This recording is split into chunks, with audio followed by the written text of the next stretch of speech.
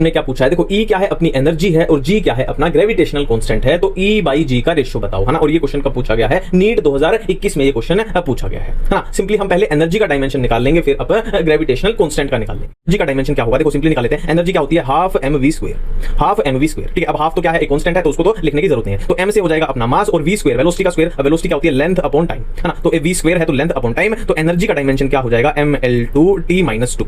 ये हो गया अपना एनर्जी का डायमेंशन, ठीक है। और ग्रेविटेशनल कांस्टेंट की बात करें तो हमें पता है, देखो ग्रेविटेशन में हम पढ़ते हैं force is equal to gravitational constant into क्या होता है, m1 m2 upon r square. r क्या है, अपनी एक तरीके से लेंथ का ही, है ना, लेंथ का ही डायमेंशन, ठीक है। तो यहां क्या हो जाएगा, देखो g क्या हो जाएगा, यहां पे g निकाल लेते हैं, g हो जाएगा f, है ना, f यानी फोर्स, और ये r स्क्वायर क्या है, इसको l स्क्वायर लिख लेते हैं डायरेक्ट, है ना, लेंथ का ही है। और नीचे m1 m2 यानी दो मासेस हैं, तो m स्क्वायर लिख लेते हैं, ठीक है। अब g इज इक्वल टू, तो फोर्स का क्या हो जाएगा, mlt-2, और ये क्या है, इधर l स्क्वायर है और नीचे क्या है, m स्क्वायर है, ठीक है। तो ये m से यहां m कट जाएगा, है ना, नीचे m बच गया, है ना, और ये क्या हो जाएगा, l क्यूब हो जाएगा। तो ग्रेविटेशनल कांस्टेंट क्या हो जाएगा अपना m-1, और l क्या हो जाएगा, 3 हो जाएगा, और t क्या हो जाएगा, -2 हो जाएगा, ठीक है। अब अपने से क्या पूछा है, E बाई G का रेशियो, तो ये E है अपना, ये G है अपना, तो इनका रेशियो निकाल देते हैं। देखो E क्या है अपना, ml2t-2, और G क्या है अपना, m-1l3t-2, ठीक है। अब t-2 से, ये -2 है यहाँ पे, ना, t-2 से t-2 डायरेक्ट कट गया, l2 से l2 कट जाएगा, यहाँ पे सिर्फ एक l बच जाएगा, और ये m जो है ये अपना ऊपर ले जाओ, तो क्या आंसर आ जाएगा, m2 आ जाएगा ना, m ऊपर चला जाएगा, m2 आ जाएगा, और l कितना आ जाएगा, -1, नीचे है ऊपर जाएगा, -1 हो जाएगा, और t कितना आएगा, 0 आएगा, t कितना आएगा, 0 आएगा। ये अपना आंसर अब चेक कर लो कौन सा है, m2l-1, m2l-1 t0।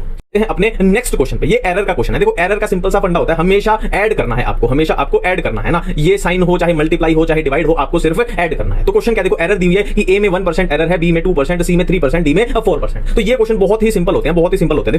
देखो सिंपल है, ये फॉर्मूला है अपना, ये फॉर्मूला है, इसको यूज करके, है ना, हमें x में टोटल एरर बताना है। तो हमें सिर्फ एडिशन करनी है, चाहे वो डिवाइड है चाहे वो मल्टीप्लाई है, हमें सिर्फ एडिशन करनी है। एडिशन कैसे करनी है, पहले a के लिए करेंगे। अब देखो a की जो पावर है उसको आगे लिख लो, है ना, और मल्टीप्लाई बाई जितना इसमें एरर है, कितना एरर है, a में 1% है, प्लस b की जितनी पावर है उसको आगे लिख लो 1/2, और जितना इसमें एरर है उससे मल्टीप्लाई कर दो, कितना 2%, प्लस c की, देखो अब यहाँ पे डिवीजन है पर मैंने क्या बोला है, एरर में सिर्फ एडिशन होती है। c की जितनी पावर है उसको हम आगे लिख लेते हैं, और जितना इसका एरर है 3% उसे मल्टीप्लाई कर लेते हैं, प्लस d की जितनी पावर है उसको आगे लिख लेते हैं, और जितना इसमें एरर है उसको मल्टीप्लाई कर देते हैं, ठीक। अब आंसर कितना आ जाएगा, देखो 2 प्लस ये कितना होगा 1, प्लस ये कितना होगा 1, प्लस ये कितना हो जाएगा 12 हो जाएगा। तो 12 13 14 15 16, तो ये आंसर आ जाएगा अपना 16। तो यहाँ क्या बन गया अपना, ये 16 बन गया, नीट 2019 का क्वेश्चन।